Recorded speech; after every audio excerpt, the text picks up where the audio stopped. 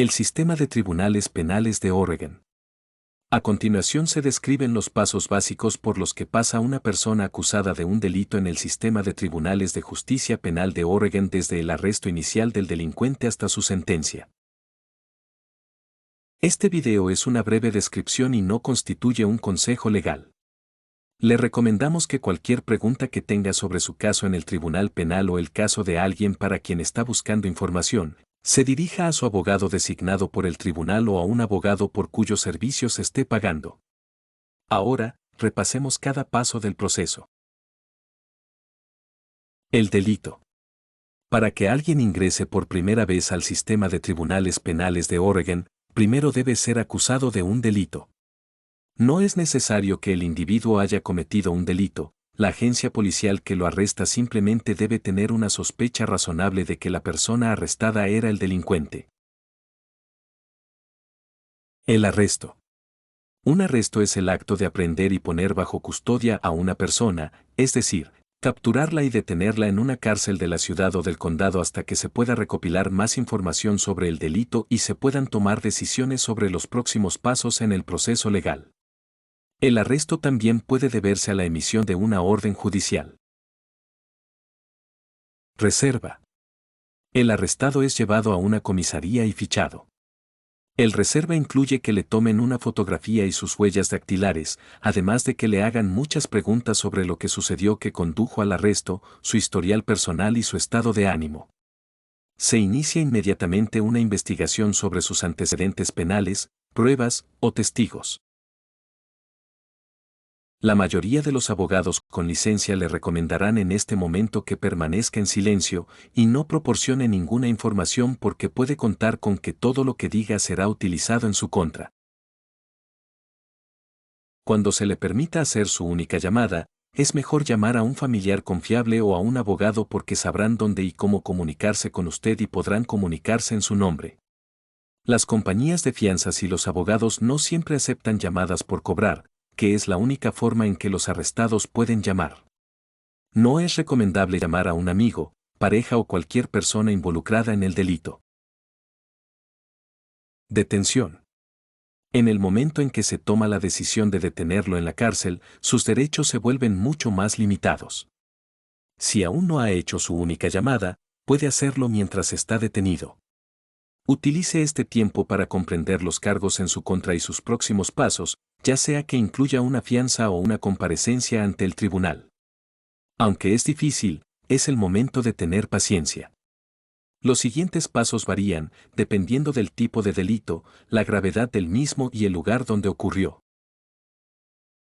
Audiencias y comparecencias. Para que los arrestados tengan el debido proceso, que es el derecho a un trato justo a través del sistema judicial normal, las audiencias y comparecencias se llevan a cabo hasta el momento de la liberación o el juicio. Ejemplos de audiencias importantes incluyen la comparecencia inicial, también llamada primera comparecencia, lectura de cargos, audiencia preliminar y audiencia de fianza.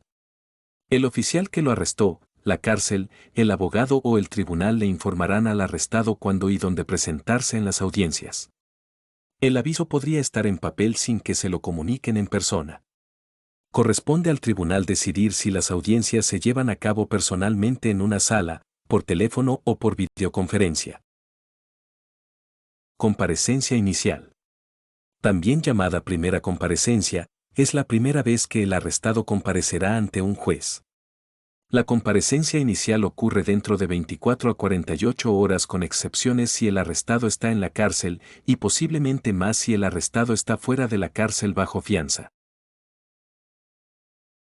En la comparecencia inicial, el juez revisa la información del informe policial como el nombre, la dirección y el presunto delito cometido del detenido. A continuación, el juez informa al detenido de las acusaciones en su contra. El juez puede liberar al detenido si las pruebas en su contra son débiles, pero si existen pruebas suficientes, se establece la fianza. Si previamente se había establecido una fianza, el juez puede reconsiderar el establecimiento de una nueva fianza. El juez también informa al detenido sobre el derecho a guardar silencio y el derecho a tener un abogado. La comparecencia inicial no es el momento en que el acusado se declara culpable, sea culpable o no, y si se le hacen preguntas, las respuestas deben ser sí o no. Existe una excepción a no declarar culpabilidad en la comparecencia inicial porque a veces la comparecencia inicial puede ser la única comparecencia para delitos menores menos graves. La lectura de cargos. La lectura de cargos puede ser una comparecencia inicial si es la primera vez que un acusado ve a un juez en su caso. Por lo general, también es la primera vez para los acusados que no fueron arrestados pero recibieron una citación o requerimiento. Si el acusado no tiene un abogado, el tribunal puede asignarle uno. Si aún no se ha establecido la fianza, se aborda en la audiencia del Tribunal de Lectura de Cargos, y si se solicita, el juez puede revisar la fianza y cambiarla o mantenerla igual. Algunos lectura de cargos son similares a una primera comparecencia cuando se presentan la fianza, los derechos y los alegatos. Un juez preguntará al acusado si comprende los cargos penales en su contra. Este no es el momento de discutir ni decir nada. Sí o no debe ser la única respuesta. Algunos lectura de cargos son más formales debido a cargos formales presentados por el fiscal o el gran jurado. Se puede pedir al demandado que se declare culpable. En algunos lectura de cargos más formal, el acusado recibe una copia de los cargos penales formales presentados ante el tribunal.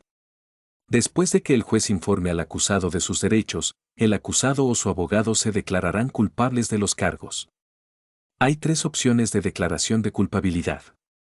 El acusado puede decir que es culpable, no culpable o no impugnado, lo que significa que no impugna los cargos pero no admite su culpabilidad. Audiencia preliminar. La audiencia preliminar solo se lleva a cabo si el acusado dijo que no era culpable durante la lectura de cargos o la audiencia judicial inicial y, por lo general, dentro de los 30 días. Piense en ello como un proceso de selección para reunir pruebas, informes de testigos e informes de incidentes para determinar si el caso debe ir a juicio. En algunos casos, el juez puede decidir que el acusado no es culpable y desestimar los cargos, lo que significa que se le devolverá el dinero de la fianza excepto los gastos judiciales y el acusado puede volver a casa.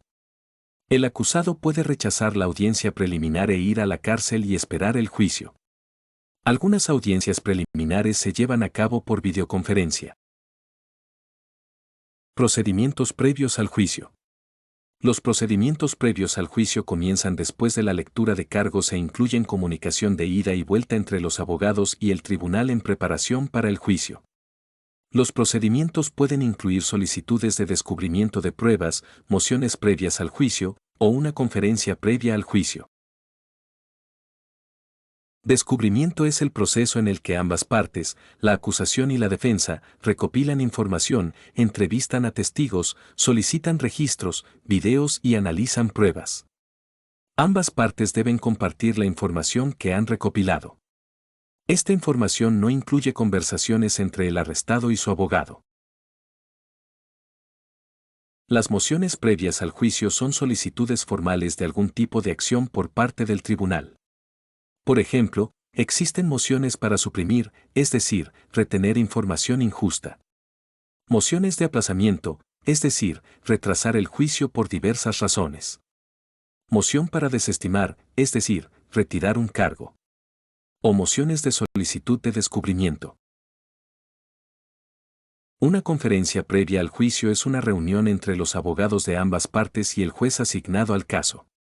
Los temas discutidos en las conferencias incluyen el material de descubrimiento disponible, qué pruebas o testigos pueden testificar en el juicio, fechas del juicio o circunstancias inusuales que podrían necesitar ser abordadas. Las conferencias previas al juicio se llevan a cabo en persona o mediante videoconferencia.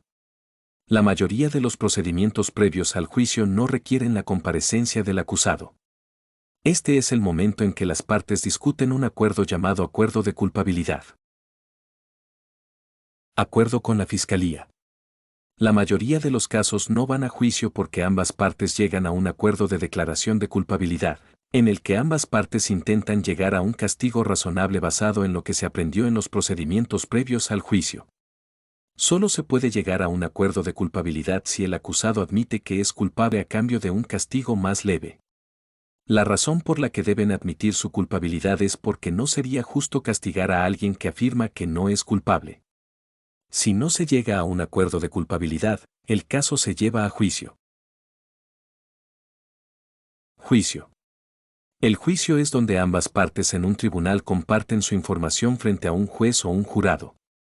Hay un orden establecido y reglas sobre cómo se presenta la información, y el juez se asegura de que se sigan las reglas. En un juicio penal, el fiscal presenta pruebas y testimonios de testigos para intentar demostrar más allá de toda duda razonable que el acusado cometió el delito. El abogado del acusado presenta pruebas y testigos para demostrar que el acusado no cometió el delito. Después de escuchar todas las pruebas, el juez o el jurado decide el veredicto si la persona es culpable o inocente. Si se selecciona un jurado, se denomina juicio conjurado. Si un tribunal tiene solo un juez que escucha a ambas partes, se llama juicio de bancas. Si el acusado es declarado inocente, es absuelto porque no había pruebas suficientes en su contra y pronto sale de la cárcel o bajo fianza. Si se les declara culpables, el siguiente paso es la sentencia. Sentencia.